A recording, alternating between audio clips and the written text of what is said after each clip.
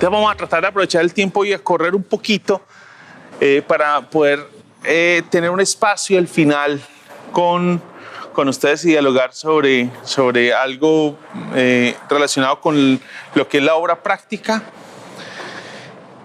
y hacer como un sondeo de qué fue el desafío que nos dejó el Señor luego de este seminario de 6 sesiones de la evangelización. Michael Green, que es uno de los libros que les estoy citando, que les dije que no lo tengo en físico porque ya no se consigue, va a hablar de que en ese libro de la evangelización en la iglesia primitiva, él va a hacer una revisión de la iglesia en el Nuevo Testamento y va a lograr identificar como 3 factores que se convierten en una motivación para la iglesia en esa tarea de evangelización. Y él, antes de introducir esto, voy a leer un párrafo que él tiene. Dice: uno de los hechos más notables de la historia de las religiones es el entusiasmo por evangelizar que caracterizó a los cristianos primitivos. Cuando leía eso, recordaba, por ejemplo, Hechos capítulo 8. Y Hechos capítulo 8 es una porción de la escritura donde te das cuenta que las personas... Hechos capítulo 8. No vamos a leer todo el pasaje, solamente hacer una referencia. Dice: aquel día se desató una gran persecución contra la iglesia en Jerusalén, y todos excepto los apóstoles se dispersaron por las regiones de Judea y Samaria. Unos hombres piadosos sepultaron a Esteban e hicieron gran duelo por él. Saulo, por su parte, causaba estragos, entrando de casa en casa, arrastraba a los hombres y mujeres y los metía en la cárcel. Los que se habían dispersado predicaban la palabra por donde quiera que iban. Algo que usted comienza a notar en Hechos de los Apóstoles es que la evangelización no es un programa. La evangelización no es una actividad. No se concibe como una actividad. Es parte de la vida. ¿Y por qué parte de la vida? Porque no encontramos en la escritura que decía: vamos a hacer una campaña evangelística. Ya no se habla mucho de campañas evangelísticas como si unas décadas atrás. Los que llevan más años en el evangelio recordarán, por ejemplo, la figura de Billy Graham, quien ya falleció, pero recordarán que Billy Graham está asociado a esas grandes campañas evangelísticas. Luis Palau está asociado a todas esas, también se asociaba a todas esas campañas evangelísticas donde se movían multitudes, se llenaban estadios, se llenaban plazas en torno a estos personajes. Entonces, para la iglesia de nuestro tiempo la evangelización es una actividad. Para la iglesia del Nuevo Testamento no. Era parte de su diario vivir, era su peregrinar. ¿Por qué? Porque para ellos era imposible no comunicar algo que había impactado tan profundamente sus vidas. Entonces, cuando usted lee Hechos capítulo 8, ¿cómo es que esta gente está huyendo por ser cristianos y van corriendo, y mientras corren hablan de Cristo a los pueblos donde llegan? Eso suena como algo contradictorio. O sea, huyen porque son cristianos, pero mientras van corriendo, van predicando y van anunciándole. Y entiéndase que la predicación no se circunscribe a un púlpito, porque nosotros, predicar, no, qué miedo, no. Eso que lo haga Sergio, yo veo cómo suda, cómo se pone allá, se pone hasta helado cuando se para allá al frente. No, eso que lo haga él. Él lo hace más o menos bien, que lo siga haciendo. No, es que no era una tarea de un personaje. Era la tarea de la iglesia, y la predicación no se circunscribe a un púlpito. Recuerda, el púlpito de la iglesia era, en ese momento, eran las carreteras por donde corrían. Ese era el púlpito. El púlpito era la tienda donde llegaban a tomarse un café con un pan de bono. El púlpito era la tienda que los alojaba, la casa que los alojaba la noche mientras amanecía para seguir corriendo, huyendo. Ese era el púlpito. El púlpito para Felipe fue un carruaje al que se subió luego de encontrarse con el etíope eunuco. Ese era su púlpito. ¿Cuál es el suyo? A lo mejor el suyo sea el mío. Cuando digo el mío, no es ese de allá, sino el transporte masivo. ¿Sí? El mío, el bus, el transporte masivo. A lo mejor su púlpito sea la plaza de mercado. A lo mejor su púlpito sea la universidad, el colegio. A lo mejor su púlpito sea la Avenida de las Américas, donde usted trabaja, donde usted se mueve, donde usted se moviliza. Su escritorio. allí en su oficina, donde llegan las personas para ser atendidas. Ese es su púlpito. Ese es su púlpito. Y no necesita todo un sermón elaborado. La gente necesita escucharlo a usted y su peregrinar con Cristo. Y ya veremos un poco más acerca de eso, que no se trata tampoco de un mensaje especulativo, para que quede claro. Entonces sigo leyendo la frase con la que introduce Michael Green esta parte de las motivaciones. Eran hombres y mujeres de todo rango social y edad, de todos los países del mundo conocido,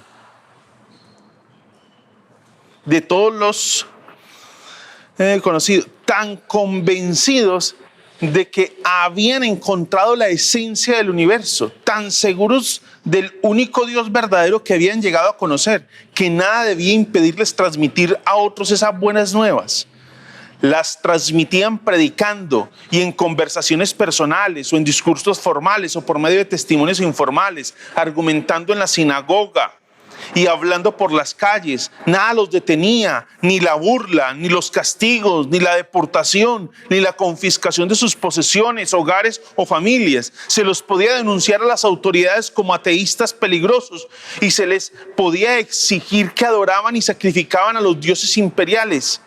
Pero ellos se negaban a hacerlo. Habían encontrado en el cristianismo algo nuevo, auténtico y satisfactorio. No estaban preparados para negar a Cristo, ni siquiera con el fin de preservar su propia vida. Y aún por la manera en que morían, convertían a otros a su fe. Esa es una descripción de la iglesia en el Nuevo Testamento hecha por Michael Green. Y él pasa a describir cuáles son como esas motivaciones para que esas personas, mientras corrían, mientras eran privados de su libertad, porque acabamos de leer que Pablo los encarcelaba, mientras se les confiscaba todos sus bienes y ellos eran privados de disfrutar de sus bienes. ¿Ustedes recuerdan la película de Pablo, la última que salió de Pablo? Le invito para que la revise. Si no la ha visto, la encuentra en YouTube. Cuando él está en la cárcel, porque la película se da toda en la cárcel, de Pablo estando en la cárcel, y hay unas escenas donde él comienza a recordar lo que hacía, y todas esas escenas de lo que él recuerda que hacía era la persecución a los cristianos. Y la película casi que nos va a decir, esto es interpretativo, posiblemente me estoy equivocando en la película, pero me parece que es a lo que apunta la película, y es parte de la interpretación de la experiencia de Pablo en su peregrinar con el Señor. Y es que ustedes recuerdan que Pablo tenía un aguijón. Algunos han pensado que el aguijón de Pablo era precisamente ese recuerdo que le llevaba a pensar en todo lo que había hecho a los cristianos. No era necesariamente una enfermedad, sino que se ha especulado que posiblemente era todo lo que él había hecho a los cristianos. Y creo que por eso la película constantemente está mostrando esa figura y el dolor que él tiene por todo lo que hizo. O sea, no está negando el perdón que Dios le ha dado, sino pensar en que afectó a sus hermanos en la fe. Ahora que está encarcelado, está pensando, afecté a mis hermanos en la fe. Y mire las escenas tan trágicas que se muestran. Y a pesar de todo eso, la iglesia seguía corriendo y predicando el evangelio. Porque hay una esperanza que los cristianos tienen frente a lo que está pasando en Colombia, en Ucrania, en el mundo, frente a las decisiones que toma la Corte Constitucional, frente a las decisiones que hoy se toman en Colombia. Quiero decirle que el cristiano tiene la seguridad, una seguridad que aquellos que no forman parte del pueblo de Dios no tienen, y es la certeza de ese reino de Dios, la certeza del Señor, la seguridad que nos da Dios en su palabra. Esa es la certeza de la que gozamos. Y por eso creo que frente a una desesperanza y a una pérdida de propósito, de sentido de vida, como se puede vivir hoy en el mundo frente a lo que pasa en Ucrania y a los ucranianos, creo que la iglesia debe recuperar más lo defraudados que debemos de estar de nosotros los seres humanos, pero la seguridad que tenemos en Dios. Parece que eso es un tema que debe promulgarse hoy. Lo defraudados que debemos de estar de nuestras instituciones, pero la certeza que tenemos en el Dios que nos ha llamado y nos ha apartado para Él. Eso es lo que ellos iban predicando y por eso nadie los callaba.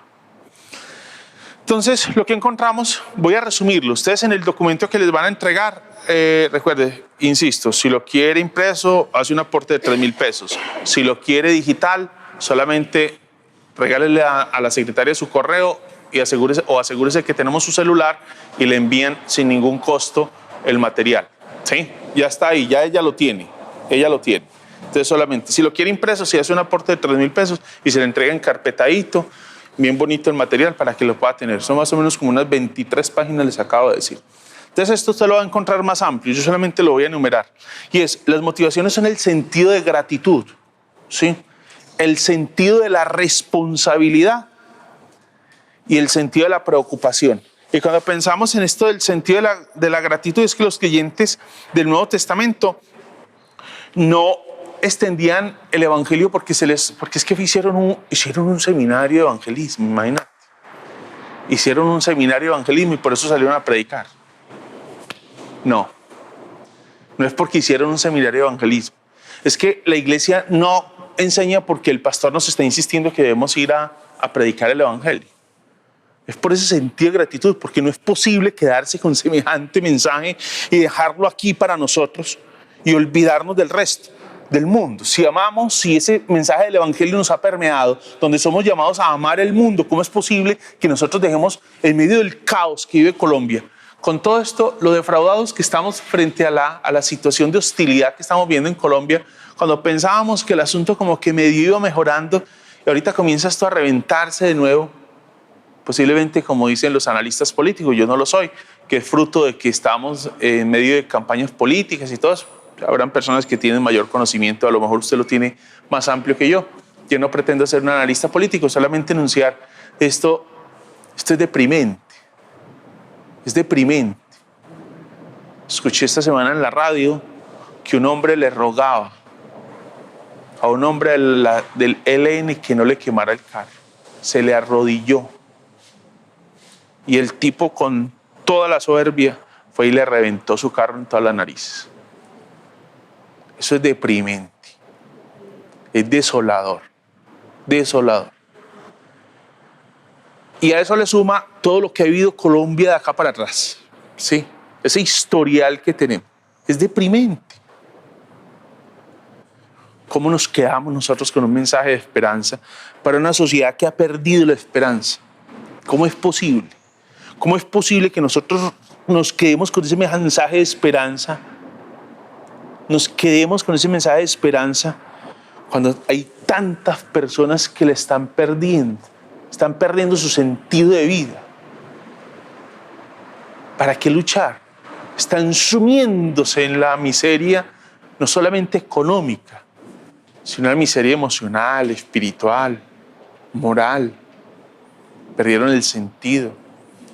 Por eso la gratitud debe ser parte de las motivaciones para nosotros predicar el evangelio. El sentido de responsabilidad es ese cumplimiento de ese legado y ese mensaje que nos ha dejado el Señor de vivir en pro de responder al Señor y agradarlo a Él en todo. Y el sentido de la preocupación, creo que es lo que encontramos en esa expresión en Lucas capítulo 19, donde Él nos va a decir que el Hijo del Hombre vino a buscar y salvar lo que se había perdido. Y es que el mundo está perdido.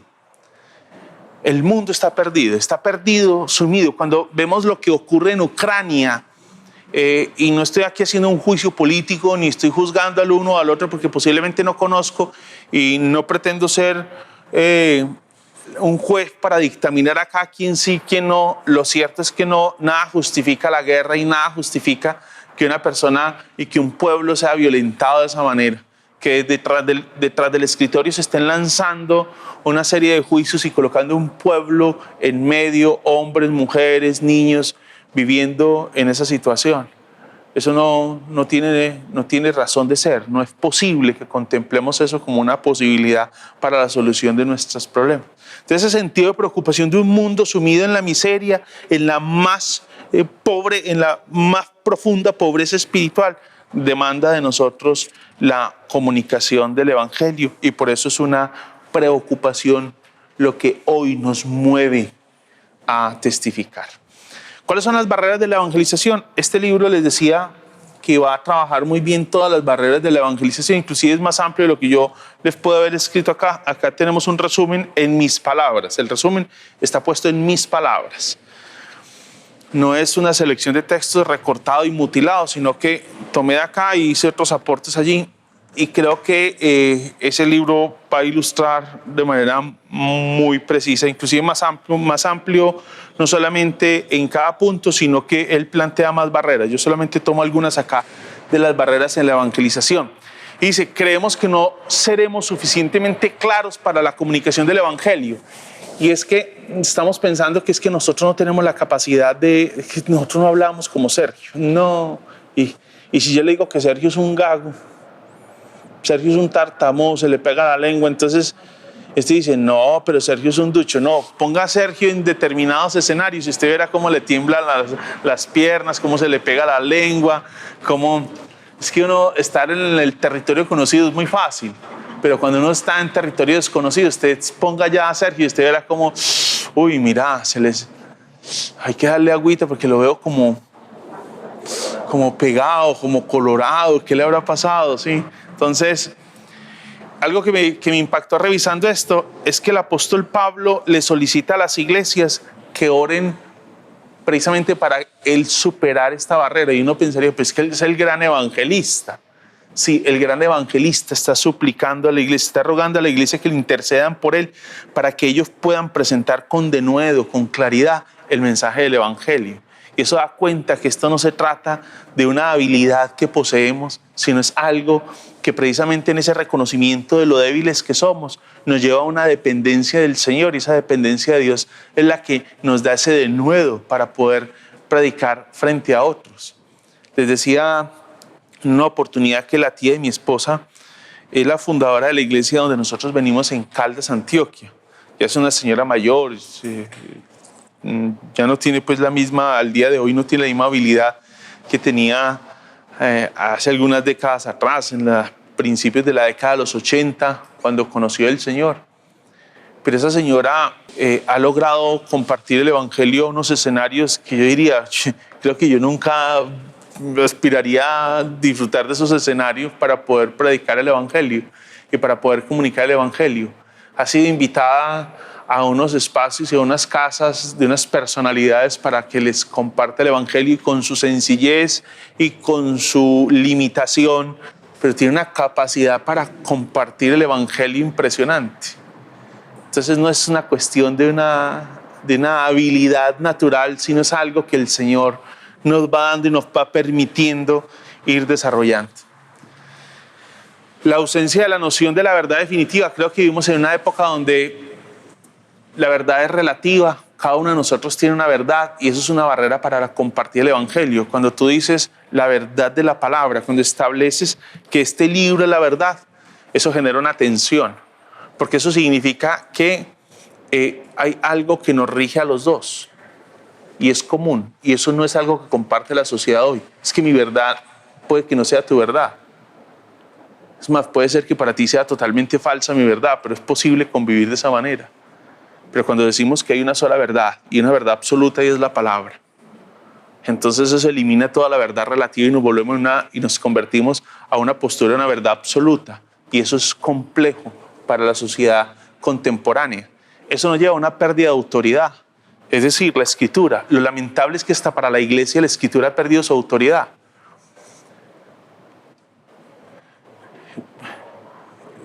Creo que lo que ha hecho la sociedad, la iglesia contemporánea, es ir adaptando el evangelio a los nuevos desafíos del tiempo en el que vivimos. Y eso ha hecho que la verdad se vuelva relativa. O sea, no es la escritura la que define hoy lo que la iglesia debe creer, sino que es la iglesia la que considera qué debe creer y qué no debe creer. La escritura ya dejó de ser nuestro referente de autoridad. Eso es una lucha y una barrera que tenemos hoy en este peregrinar. Algo con lo que también luchamos es una fe que no se refleja en la vida de la iglesia, y es lamentable. Y esto tenemos que ser honestos. Y como parte de nuestra honestidad no podemos pretender tapar el sol con un dedo. Y es que los escándalos que vive la iglesia hoy son de una magnitud impresionante. Escándalos de tipo sexual, escándalos de tipo económico, escándalos de tipo de abuso de autoridad, escándalos. Hoy casi que se puede equiparar la tasa de divorcios al interior de la iglesia a la tasa de divorcios que tiene el mundo. No hay ninguna diferencia. Estaba leyéndome este libro de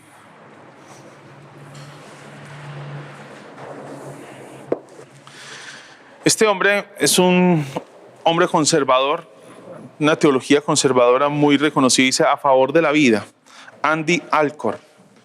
Y él va a decir, en Estados Unidos, él es un estadounidense, en el primer capítulo va a hablar del aborto y va a explicar que las mujeres protestantes y católicas casi que están en la misma tasa de porcentaje de abortos en Estados Unidos. Y no hace mucho escuchaba una discusión en una de las emisoras radiales aquí en Colombia donde se discutía acerca del aborto y otros temas bien polémicos con los que estamos luchando. Y una de las cosas que decía, alguien le decía, pero es que usted es católico, ¿usted por qué piensa así? No, yo soy católico, pero ese es mi pensamiento. Y a mí la iglesia no me determina lo que pienso. Y usted dirá, ay, gracias a Dios eso era la iglesia católica. A nosotros no nos pasa así. No, váyase con ese manto a misa y verá. Nos está pasando así igual o peor. Porque nosotros hoy estamos dando por sentado que las personas están asimilando la escritura como principio rector para la toma de sus decisiones. Y lo que nos estamos dando cuenta es que no es la escritura el principio rector para la toma de sus decisiones. Cada uno es ley para sí mismo. La verdad se volvió relativa. La escritura ya no es. Entonces, ¿eso a qué nos ha llevado? A unos escándalos y a una falta de vivencia de la escritura al interior de la iglesia. Y eso es una barrera. Algo que nosotros debemos tener claro en nuestro proceso de evangelización es que debemos reconocer. No debemos tratar de negar la realidad. El abuso de menores al interior de las iglesias. El abuso de las mujeres. Para que no piensen, eso le pasó a la iglesia católica. Y sí, ¿y qué habla usted de los pastores que han sido denunciados por el abuso de mujeres? Esos son pastores, esos no son sacerdotes, esos son pastores. Aquí en Colombia. No hace mucho hubo uno en Bogotá denunciado. No hace mucho. Y esos fueron los denunciados, que de los que se quedaron en silencio. Los escándalos que vimos son aterradores. Entonces la falta de fe que no se refleja en la vida de la iglesia es algo. En este libro me llamó la atención el título de un capítulo, no lo leí. Dice, ¿qué piensa mi vecino de mí? Impresionante ese título. O sea, con el título quedé frío. ¿Qué piensa mi vecino de mí? Sí, verdad. Mi vecino se llama Alejandro. ¿Qué pensará Alejandro de mí? ¿Qué pensarán los porteros de mi urbanización de mí? ¿Qué pensará el consejo de la administración de mí? Yo formo parte del comité de convivencia de la urbanización. ¿Qué pensarán las personas que nos ha tocado atender en el consejo de convivencia de la urbanización? ¿Qué pensarán? ¿Qué pensarán los asambleístas cuando veo una asamblea, levanto la mano y hago un aporte? ¿Qué pensarán? ¿Qué piensa su vecino de usted?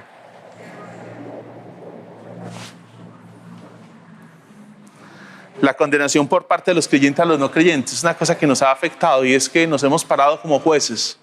Se nos ha olvidado que nuestra tarea no es ser jueces del mundo, sino que proclamamos un evangelio de la gracia, en el que nunca se nos debe olvidar que somos salvos por la gracia de Dios y no por nuestra propia justicia.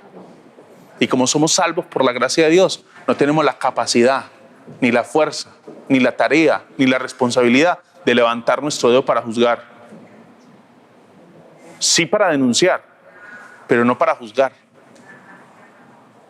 Si debemos levantarnos para denunciar lo que se dice y se ha aprobado en relación al aborto. Claro que sí. Pero ¿qué hacemos con la mujer que nos llega a la iglesia que acaba de hacerse un aborto? ¿Nos vamos a parar como jueces delante de ella a decirle pecadora, vil? ¿Vamos a señalarle, vamos a despreciarla? ¿O vamos a acogerla en la gracia de Dios y vamos a brindar la oportunidad de una restauración en Cristo? ¿Qué es la tarea de la iglesia? Los errores en la evangelización. Adaptar el evangelio es tomar el evangelio y adaptarlo a la realidad. Es lo que usualmente hacemos, para ponerlo en estos términos, es hacerle un buen peinado, un buen look, un buen diseño del evangelio de tal manera que no incomode a nadie. No predicamos el evangelio para maltratar a nadie, pero por favor no le mienta a las personas. Diga lo que dice el evangelio, no le mienta a las personas. No le mienta a las personas sobre lo que dice el evangelio.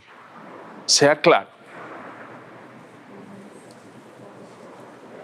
Un evangelio incorrecto, el evangelio de la prosperidad, un evangelio donde le estamos prometiendo el cielo y la tierra, una situación tan caótica como la que vivimos, económica, con un alza de costos impresionante como el que vivimos, y nosotros como iglesia diciéndole a las personas que venga y diezme para que el Señor le devuelva 10 veces lo que usted ha dado a la iglesia. ¿A usted no le parece eso que es supremamente nocivo para la evangelización?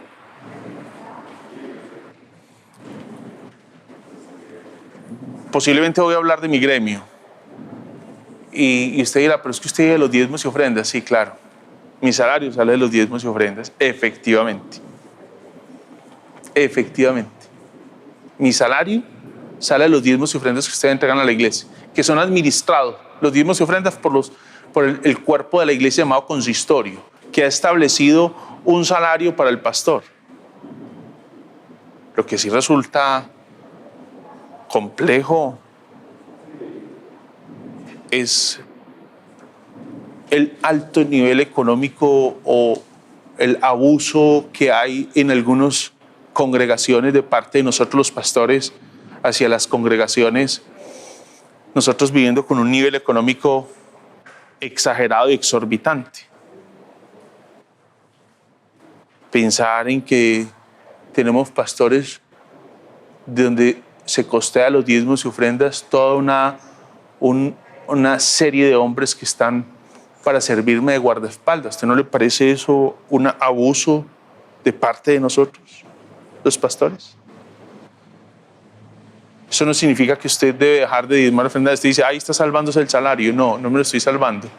Le estoy invitando a usted a que sea fiel al Señor.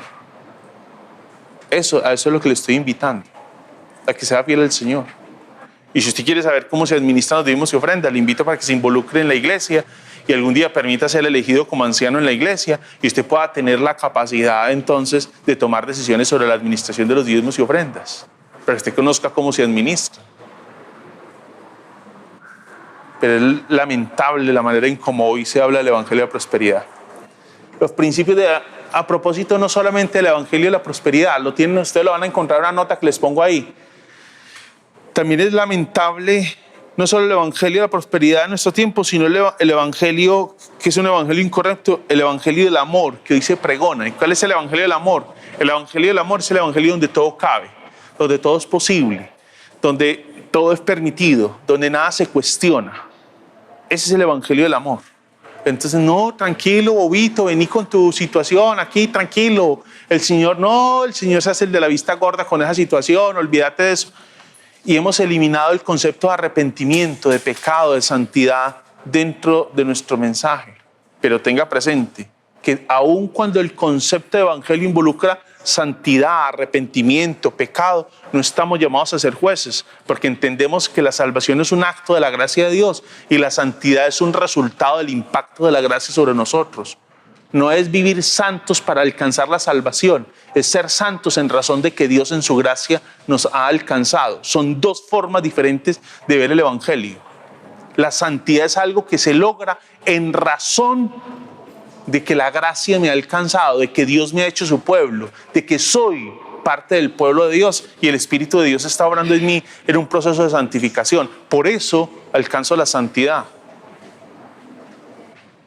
De manera que en ese evangelio tenemos que plantear las cosas, ser honestos y claros en cuanto a lo que es el evangelio y no eliminar nada de lo que incluye. Los principios de la evangelización nosotros debemos temer a Dios y no a las personas. Eso no significa que vamos a irrespetar a los demás. El mensaje debe ser claro y con convicción. Les decía que esta señora Piper va a hacer un comentario. Dice que cuando estaba en la universidad en España, ella comienza a ver entre los movimientos comunistas, esto fue como alrededor de la década de los 70 más o menos, que ella está en España, y comienza a ver un movimiento comunista en la universidad y dice, algo que me asombra es la convicción con la que estos personajes hablan de su concepto del comunismo. Y aunque no conocían mucho, había convicción en ellos, en lo poco que conocían estaban convencidos. Y creo que es algo de lo que la iglesia debe apropiarse hoy. El evangelio y la verdad no es que posiblemente sea verdad. El evangelio es la verdad. No es que posiblemente sea la verdad. Mostrarnos abiertos y trato con respeto. Siempre en el proceso de evangelización, siempre debemos mostrarnos interesados por el otro, por la persona, por lo que vive el otro, por lo que el otro vive.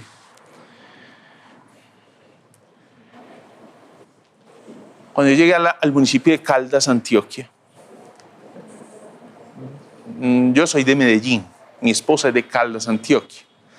Yo llegué a Caldas, Antioquia, a la iglesia de Caldas, Antioquia, en razón de que conocí al pastor de la iglesia y me invitó a liderar el grupo de jóvenes en ese momento.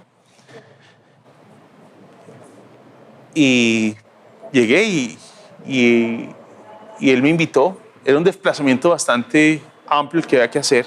En esa época no había servicio de metro, era bus, y el bus era algo pues lento.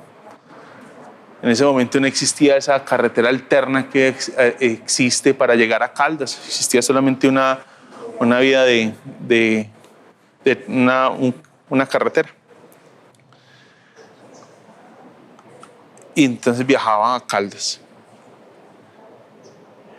La que hoy es mi esposa era una jovencita, muy pispita ella, muy bonita ella, del grupo de jóvenes. Sí. Era la... No, está hablando de era allá, estoy hablando allá. Ah, por favor, no me afecten, no me dañen. Venimos en armonía, voy a sacar la bandera de la paz.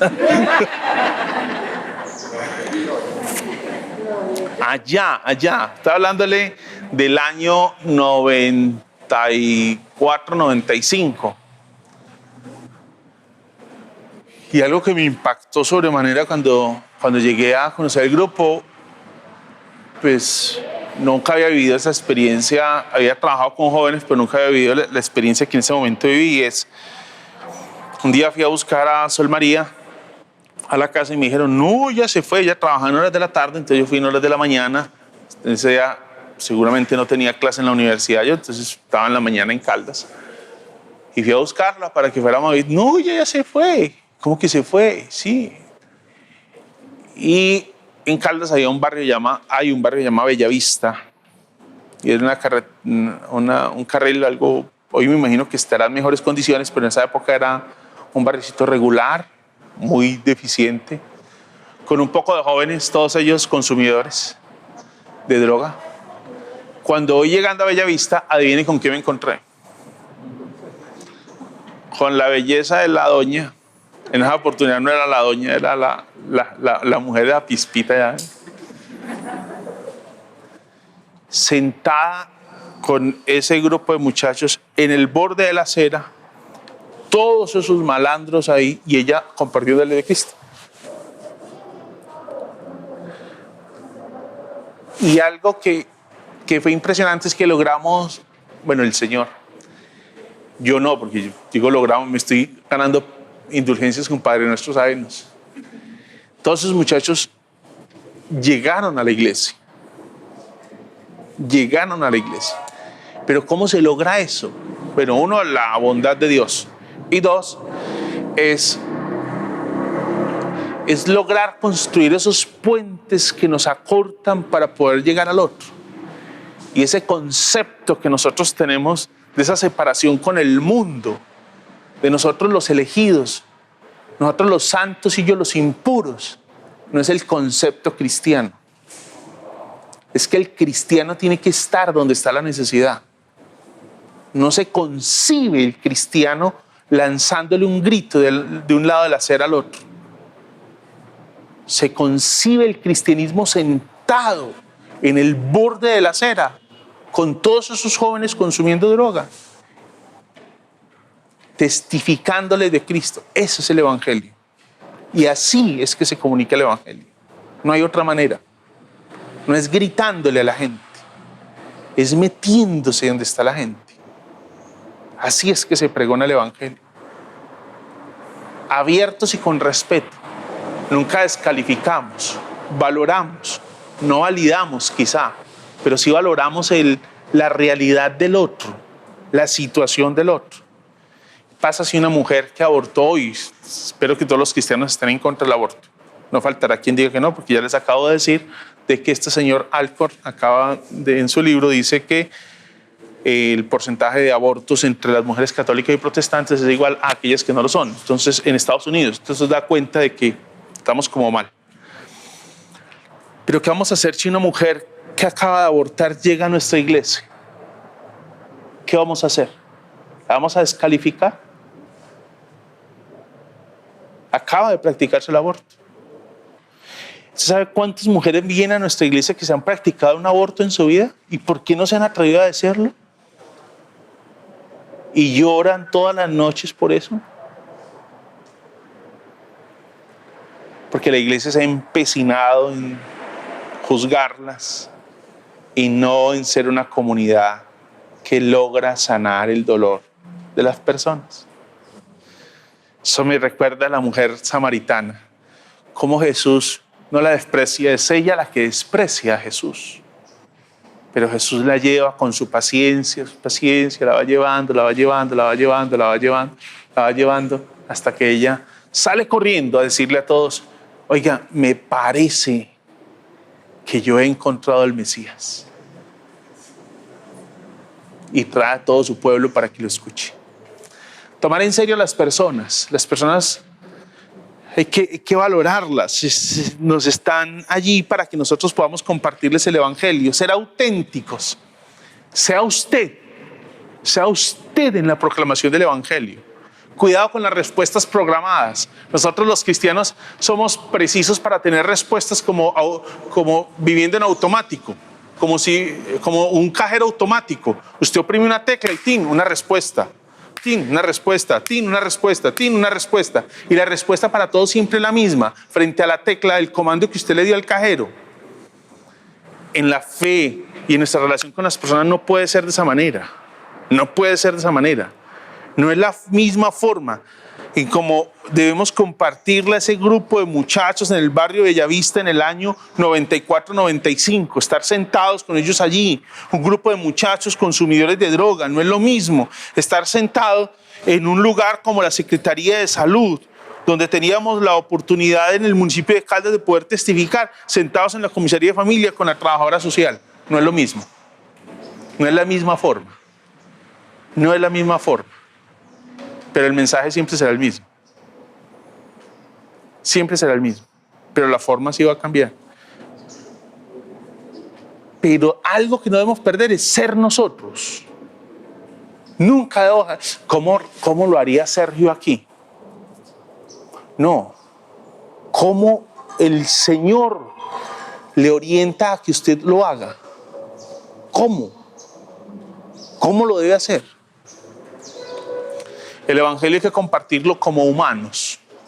No lo comparta como extraterrestre. Nosotros a veces vendemos un evangelio que desde que lo escuchan la gente se defrauda. La gente dice: no, yo ese evangelio no. Esa vaina es tan complicada que más bien me quedo como estoy. Mejor quedarme perdido en la eternidad que irme para ese cielo con esa vaina tan complicada. ¿Sí? Eso es tan complejo y tan difícil que es mejor quedarme condenado. Mejor me voy para el infierno. Mejor el infierno que ese mundo tan complicado que usted me está ofreciendo. Entonces hay que compartirlo como humano, desde nuestra realidad, de nuestra condición. Algo que me llamó la atención de esta señora, ella hablando de Jesús fue el más humano de los humanos. Y esa expresión me pareció sorprendente, fue el más humano de los humanos. Pero también era el Dios santo, santo, santo. Y eso me pareció sorprendente. El Dios santo, santo, santo fue el más humano de los humanos.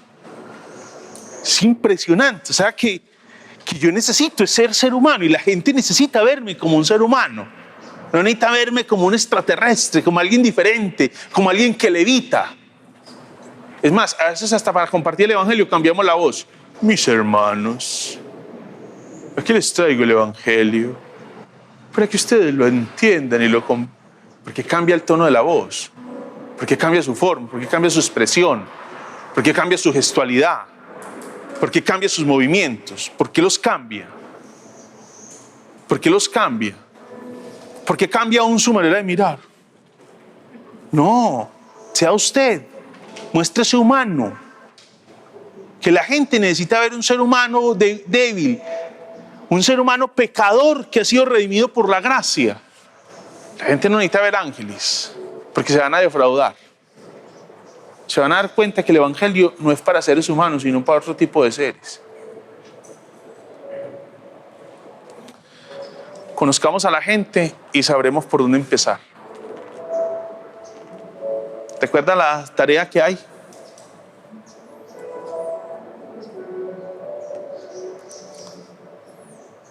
Mira a tu alrededor, ora por cada uno, cultiva una amistad con ellos y vamos con las dos últimas.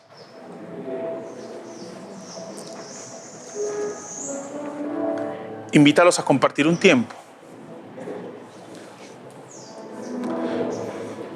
Y cuando le digo invítalos a compartir un tiempo, no estoy diciendo que los invite a la iglesia necesariamente. Posiblemente sea la iglesia, pero posiblemente no.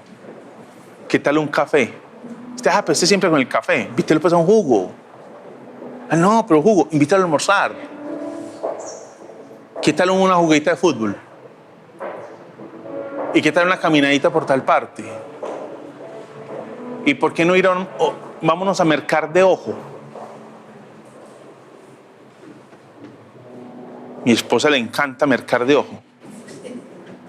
Eso para las mujeres es una cosa. A mí no me invite, por favor, ese día.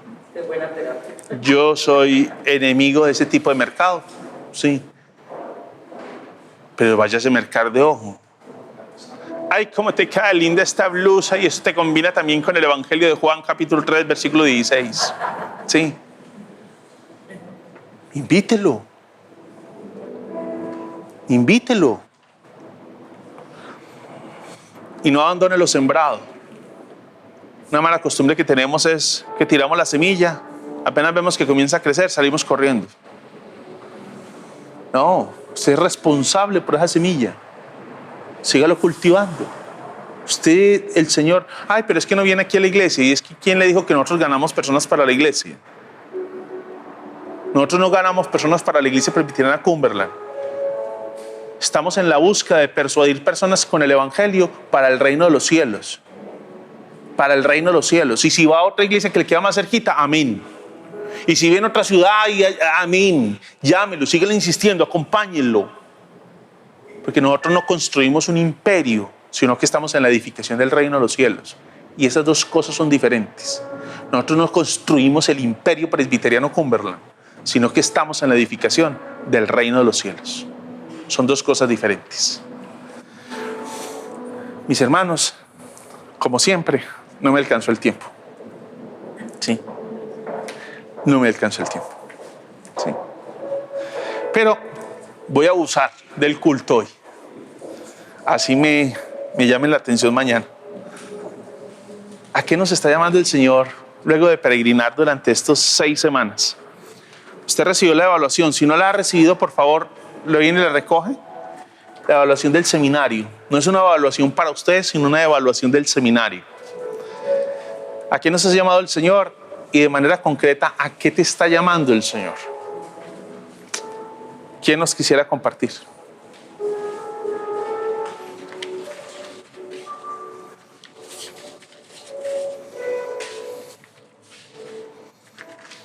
Me llama la atención el título del capítulo del libro de la señora. ¿Qué piensa mi vecino? De Barr. Este es Gerard Barr. ¿Qué piensa mi vecino? Sí. ¿Qué piensa mi vecino de mí? Muy interesante, terrible.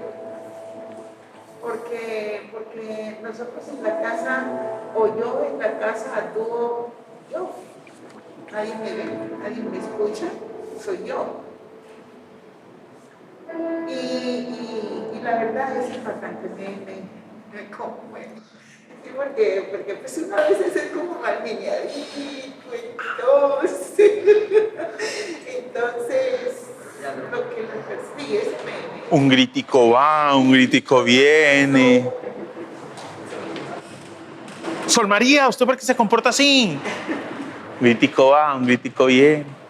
Y sobre todo también que no necesito maquillaje del Evangelio, es tal cual.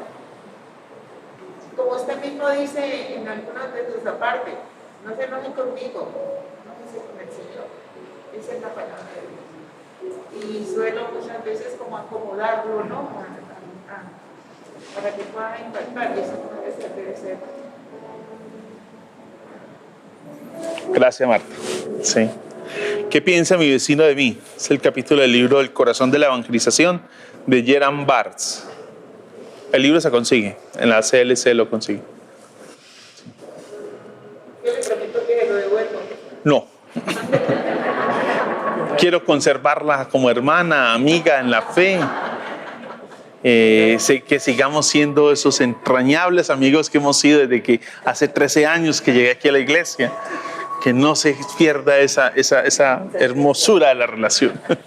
¿Sabe, pastor, que en lo personal yo le quedo eternamente agradecido porque afianzó mi formación que estoy haciendo? Y en uno de sus apartes me gustó mucho eso que, bueno, hablo como educador, ¿no? Yo pienso que todo esto es muy hermoso, pero nuestra patria es una niña triste, sin barco y sin capitán y sin timonel, porque ya los niños no pasan al tablero por no mojar la tiza con lágrimas de olvido, ¿no? Lo que usted ha hecho en estas 6 es maravilloso, mire, llené por detrás, no, elogio, sin flores. Muchas gracias. Gracias, mi hermano, gracias. Gracias al Señor. ¿Sí? ¿Alguien más quisiera compartirnos a qué nos ha llamado el Señor? Esto es una pregunta general como iglesia y una más precisa, más personal, de manera concreta. ¿A qué te está llamando el Señor?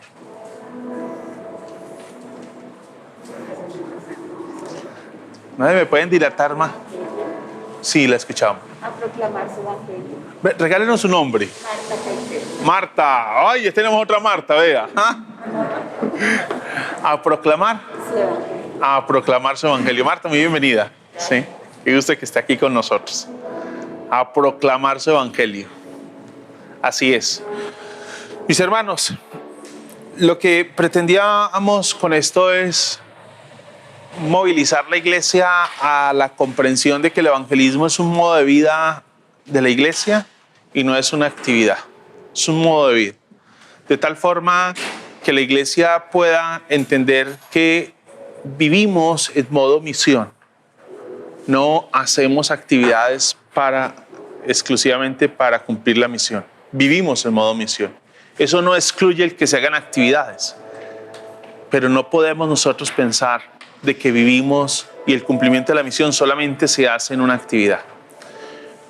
Un librito de esta serie de Ágora, que esto es de editorial Andamio, habla de cristianos súper ocupados. Una de las cosas de las que nos quejamos hoy es que estamos súper ocupados. Entonces, cuando nos están proponiendo un seminario sobre evangelismo, decimos, yo estoy súper ocupado. Estamos súper ocupados en las actividades de la iglesia. Posiblemente usted, líder de la iglesia, está sobrecargado con las actividades de la iglesia. Tiene un poco de cosas que hacer fuera y pensar en que va a tener que apartar más tiempo para esto. Eso posiblemente usted tenga un rechazo frente a la posibilidad de apartar más tiempo. Este libro hace una sugerencia bastante fuerte y es, si usted tiene muchas cosas que hacer en la iglesia que le están privando de evangelizar, deje de hacer algunas de esas cosas en la iglesia. Deje de hacerlas. Porque la prioridad de la iglesia no puede ser la administración, sino la misión. Y hoy la fuerza de la iglesia, de nuestro tiempo, se nos está yendo en la administración. y no en la evangelización, que es la esencia de la iglesia. La esencia de la iglesia es la misión, no la administración. Usted es atrevido. Deje de hacer cosas en la iglesia para que pueda dar espacio para el cumplimiento de la misión. Y no se trata de una actividad más. Se trata simplemente de que usted pueda, dentro de todo ese quehacer, dar cumplimiento a la tarea. ¿Usted con cuántos compañeros de trabajo comparte el mediodía? ¿Con cuántas personas comparte durante el día? Esas son las personas a las que usted debe llevarles el evangelio. No tiene que desplazarse a otro lugar en una actividad extraordinaria. No, ese es el escenario. Su familia, su vecino, la señora de la tienda, la amiga suya que no conoce el evangelio, ese familiar suyo lejano que está tan necesitado, esa mujer de la esquina que tiene una vida que todo el mundo rechaza, porque usted no va y comienza a generar un espacio con ella en el que pueda encontrar. Ay, pero es que es prostituta. ¿Y qué importa? ¿Qué importa que sea prostituta? Es que no tiene derecho a escuchar el evangelio. Ay, es que ese joven es marihuanero. Y es que no tiene derecho a escuchar el evangelio. ¿Por qué no comienza a ganárselo? Ay, es que es un desechable de la calle. ¿Y por qué no puede comenzar a ganárselo? ¿Por qué no puede comenzar? ¿Por qué no le trae un café a ese desechable todos los días? Comienza a ganarse el derecho de ser escuchado, a tumbar esas barreras. Comienza a tumbar esas barreras. Para que el día de mañana pueda sentarse en el borde de la acera con ese habitante de la calle, con ese drogadicto. Y a lo mejor, con esa prostituta vestida con minifalda y como esté, usted poderse sentar al lado de ella y ganarse el derecho de ser escuchado. Porque primero la respetó, la amó y ahora le comparte lo más preciado para ella, es el evangelio. Sí.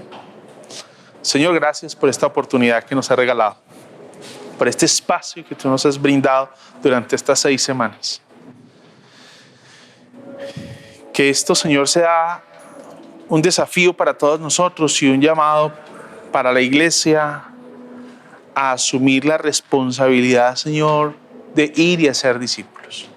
Estamos pues en tus manos, Señor, y que sea tu gracia la que nos acompañe y oriente.